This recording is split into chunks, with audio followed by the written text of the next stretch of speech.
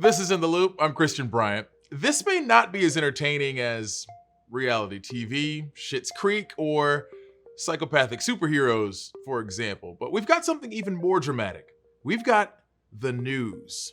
Here's what's happening today. We'll take a look at some of the recycled promised reforms to the city's police department and why some of those things should have already been addressed. Plus, video games and movies are influencing each other for better or worse. We'll dive into one of the most cinematic video games out there. But first, here's what you need to know right now.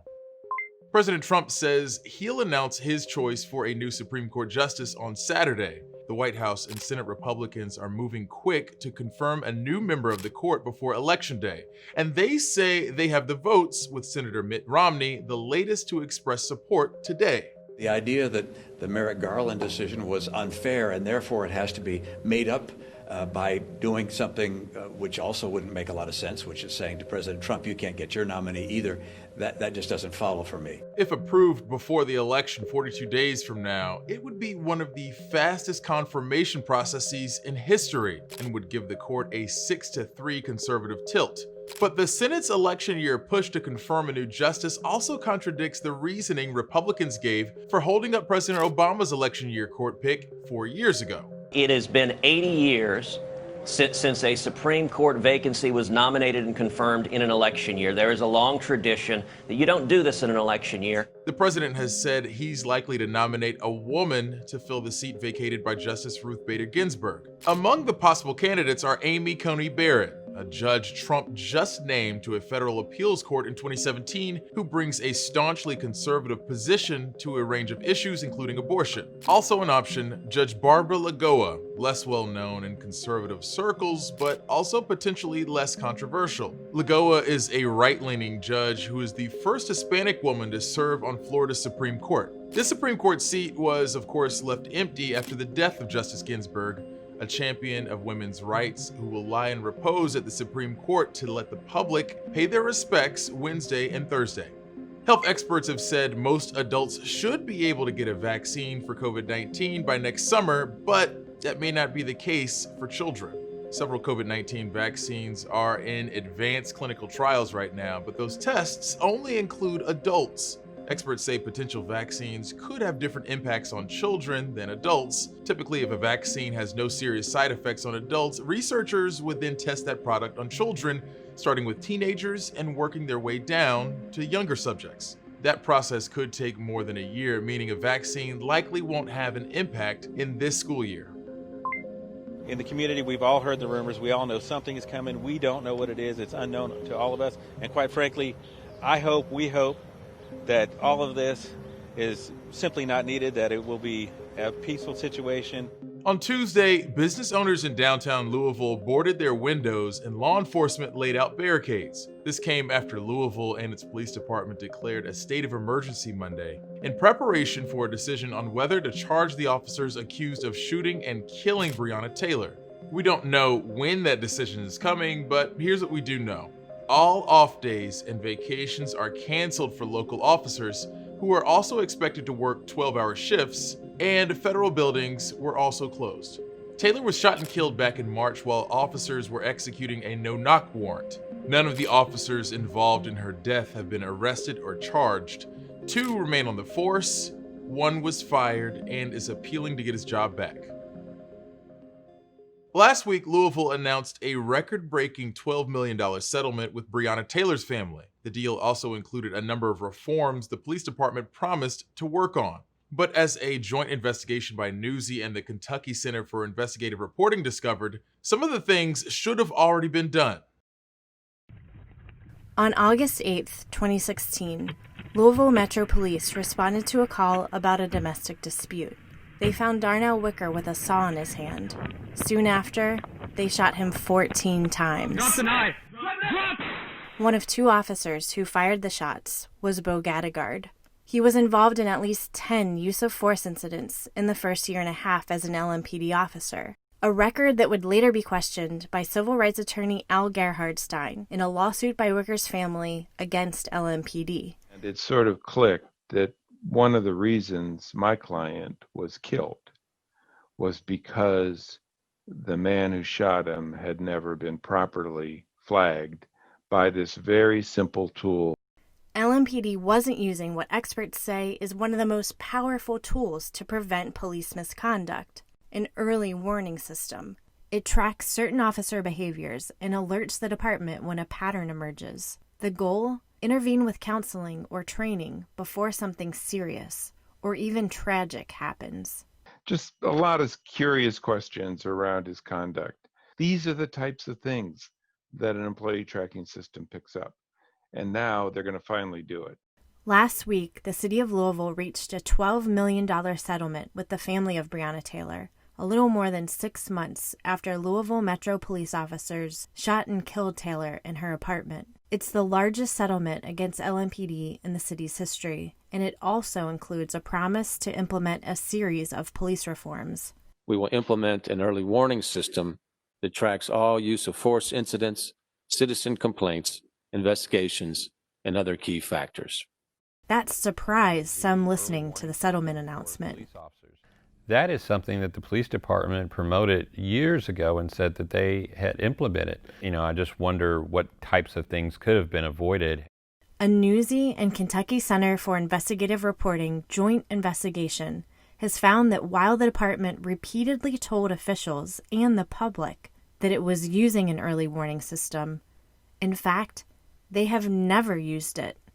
Since 2015, LMPD has reported at least 5 times that they were utilizing or in the process of implementing early warning system software. So in 2017, when Al Gerhardstein was deposing former police chief Steve Conrad, he was trying to figure out why the officer who shot his client, why that officer hadn't been flagged.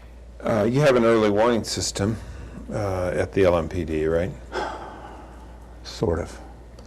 What do you mean by you sort of have an early warning system? We don't have one that is operational. 3 years after Conrad's deposition, LMPD's policy manual actually says that they use an early warning system.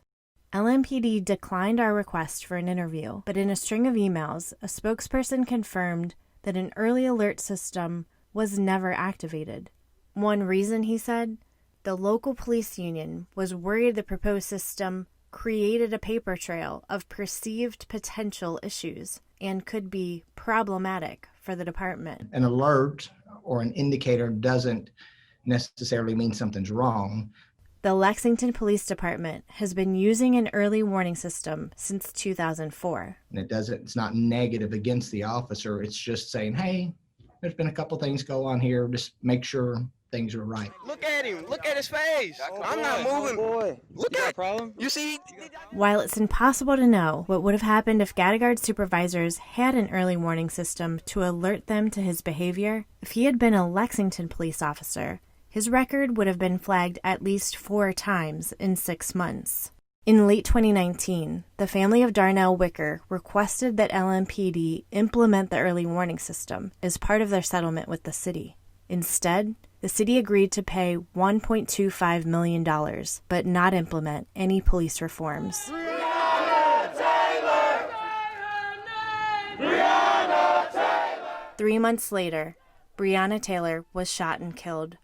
One of the officers who shot her, Brett Hankison, was fired after LMPD said he showed an extreme indifference to the value of human life for shooting wantonly and blindly into Taylor's apartment. According to a Newsy and KYCIR analysis of LMPD records, he had 31 use of force incidents in a 9-year period. If Hankison was an officer with Lexington, that would have triggered at least 4 alerts for use of force alone. As technology improves, 2 entertainment industries are beginning to converge on each other, which could be a good thing depending on how you like your video games.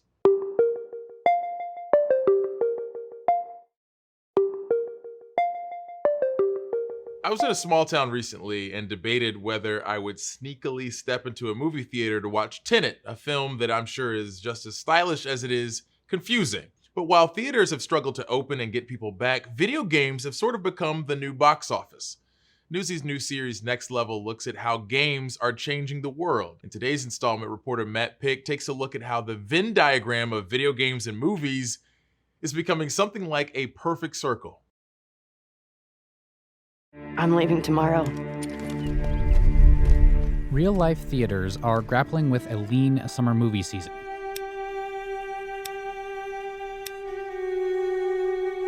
But video games are still rolling out their big blockbusters. The latest such AAA title is The Last of Us Part 2, a long-awaited follow-up to the critically acclaimed 2013 game about a zombie apocalypse. The Last of Us Part 2 features an ambitious narrative about a grand, grim, post-apocalyptic world, and like a lot of big-budget games, it often relies on cinema to tell its story.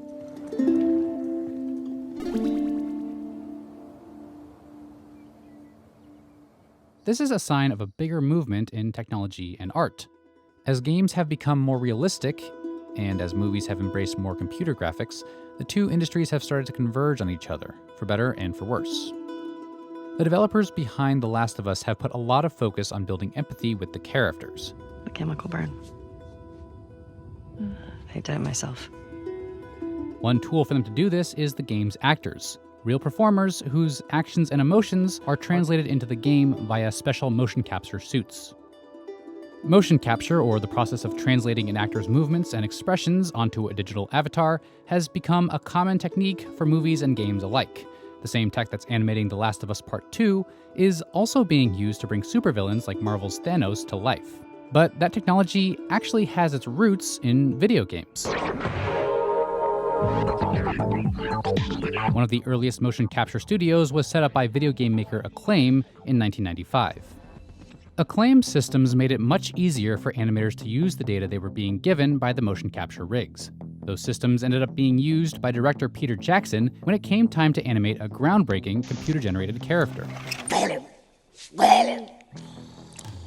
Remington Scott was a director in Acclaim's motion capture studio, and brought that experience to the visual effects studio Weta Digital for their work on the Lord of the Rings franchise.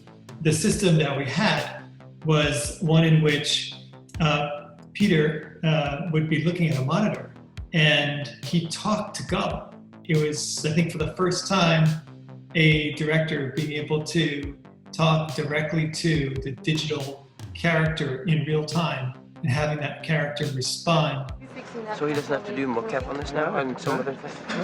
This is the first time in the history of cinema this has ever been? I don't know. We'll say yes. We'll say yes. Video games are still continuing to push the boundaries of this tech. So what if I took a look around that car? In 2011, Rockstar's Team Bondi developed a new facial capture system for their detective game, L.A. Noire, which required actors to sit perfectly still in front of an array of cameras. 5 years later, game developers were able to deliver a similar quality of facial animation during a live stage demonstration of Hellblade. Do you want to build a snowman? And big-name actors have taken notice. Modern games have featured nuanced performances from the likes of Ellen Page and Kevin Spacey. The idea is that the more realistic that your digital characters can be, the more ability you have to reading nuances and subtleties in their performances. And that really creates a connection between yourself and that digital persona in a way that strengthens that engagement. But it's not just about technology. Video games and movies are intertwined when it comes to narratives as well. When people started to want to tell stories in games, they first turned to movies to figure out how. We can't settle for sticks and dots anymore. We're going to have script writers and scores. You have main characters and a villain and, all the things that we traditionally see in film. Full-motion video games started in the early 80s as an efficient way to tell stories with more polished visuals. Games like Dragon's Lair and Night Trap interspersed short movie clips in between segments of gameplay, rewarding players for their time and investment with a dose of cinema's finest acting. I'm escaping to the one place that hasn't been corrupted by capitalism. Space! Using actual video eventually fell out of fashion as in-game graphics advanced. But the format still stuck around. Most games are still using non-interactive cutscenes to tell their stories. There you are. You are here about the job.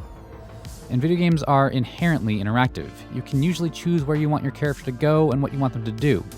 but that freedom clashes with game designers who want to tell their story. You stop that wagon! A scripted dramatic Western showdown doesn't work if the player can't handle their horses. This tension leads developers to add more scripted sequences to their games, even outside of cutscenes. One popular trope is scripted sequences, which give the player some agency, but keep them from straying too far from the correct path forward. Popular techniques like QuickTime events, where players progress by hitting a button or two when prompted, allow developers to keep control of their authored moments, while still giving players a scrap of interactivity during the game. Leaning too heavily on scripting can lead to pushback. While The Last of Us Part 2 has garnered largely positive reviews, several of the game's critics mention feeling like the game forces them to participate in its bloody revenge story, robbing them of agency in a supposedly interactive medium. You remember me? Ultimately, the convergence between video games and movies stems from a similar desire to tell stories. The developers for The Last of Us Part 2 have big storytelling ambitions, and films offer them proven techniques to achieve those goals, whether the players want to engage with them or not. Don't be surprised if you see me doing this show in a full-body motion capture suit. Fair warning.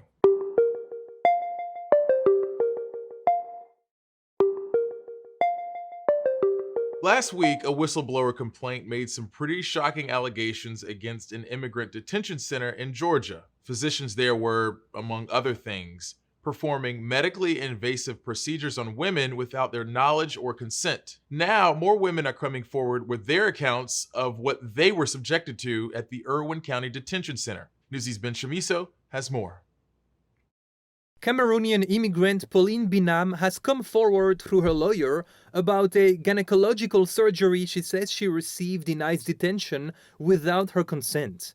Pauline hadn't given consent to such a major operation done to her. Binam's lawyer says her client sought treatment for an irregular menstrual cycle and was told she would need to undergo a standard procedure to remove an ovarian cyst. But when she woke up from general anesthesia, she found out that the doctor had removed one of her fallopian tubes, according to her lawyer. She learned about the news post-operation while she's sitting in a wheelchair. She breaks down crying when the doctor tells her that it's possible that she may not be able to easily conceive in the future. Binam is reportedly one of a growing number of immigrant women who claim they received unwanted medical procedures, including hysterectomies, while they were held at the Irwin County Detention Center in Georgia. She also expressed to me that she knows of stories of so many other women who went through what she went through. Binam only gave verbal consent for a routine procedure known as dilation and curettage, her lawyer says. A detention psychiatric report shows that Binam expressed 5 days after the operation she was bothered that she had lost a fallopian tube when she expected another procedure. When she confronted the doctor about it, he explained to her that he noticed that there were clogs in her fallopian tubes and just decided then that he was going to do this surgery. Allegations of high rates of gynecological surgeries with dubious consent first surfaced in a whistleblower complaint filed last week by a nurse at the facility. The complaint doesn't name staff members, but lawyers for multiple detained women, including Binam, say the accusations center around Dr. Mahendra Amin, a local gynecologist. Amin's lawyer tells Newsy he vehemently denies the allegations, adding that his client is a highly respected physician who has dedicated his adult life to treating a high-risk, underserved population in rural Georgia. Newsy asked two experts in medical ethics to review a pathology report from Binam's surgery, which names Amin as the ordering doctor. They both said that Amin's decision to remove one of Binam's fallopian tubes could have been well-intended, but should have never happened without her consent. Since it certainly wasn't an emergency, and if they didn't discuss it, then it's worrisome. It's even more important with a woman's or man's reproductive organs to not just do extra procedures that could be potentially fertility threatening. A NICE leader said on Friday that the allegations of non-consensual surgeries raise some very serious concerns that deserve to be investigated quickly and thoroughly. The Department of Homeland Security says it is investigating the matter and more than 170 members of Congress are calling for an immediate inquiry. Binam, who's been in the US since she was 2 and has a US citizen daughter, was released from detention on Saturday on humanitarian grounds. Last week, the agency nearly deported her, but members of Congress pleaded for her release and she was taken off the plane. She's just so incredibly happy and grateful that she's still here in the United States. Binam's lawyer says her client needs to rest and recover after spending nearly 3 years in ICE detention. Then she'll decide how to share more about her experience. Ben Chamiso, Newsy, Chicago. One of the things we always aim to do on this show is present some of our very best reporting from around the company, like the story you just saw. If you're digging what we do here, let us know by giving us a shout on Twitter using the hashtag #NewsyInTheLoop.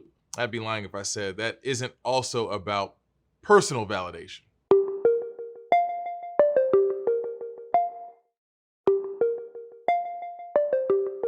We want to help you make sure your vote counts this election. In our new series called Vote Smarter 2020, Stephanie Liebergen explains other ways to turn in your mail-in ballot. Where can you turn in your ballot if you don't want to put it in the mail? If it's possible to return the ballot in person that you've received by mail, that can be a way to make sure that at least that the mail system is not holding up the ballot. Drop boxes give voters one alternative to using the U.S. Postal Service to return their ballot. At least 38 states and Washington, D.C. allow them, but the location of those boxes and how many are available varies widely. At least in those states with a lot of experience, something like 60 to 70% of voters actually do use drop-off boxes instead of the Postal Service. But check your local election rules before you try to return your ballot in person. Tennessee law requires absentee ballots to be returned by mail, and some states like Minnesota don't allow voters to turn in ballots at polling places on Election Day. A lot of jurisdictions for COVID are setting up curbside voting where people can pull in with their cars and hand someone their ballot. And so there's a lot of creative things going on right now. Stephanie Liebergen, Newsy, Miami. That's it for us, folks. As always, thanks for watching. If you actually didn't like this episode of In the Loop, you can hate watch me tomorrow, same time, same place. Top stories from Newsy are headed your way right now.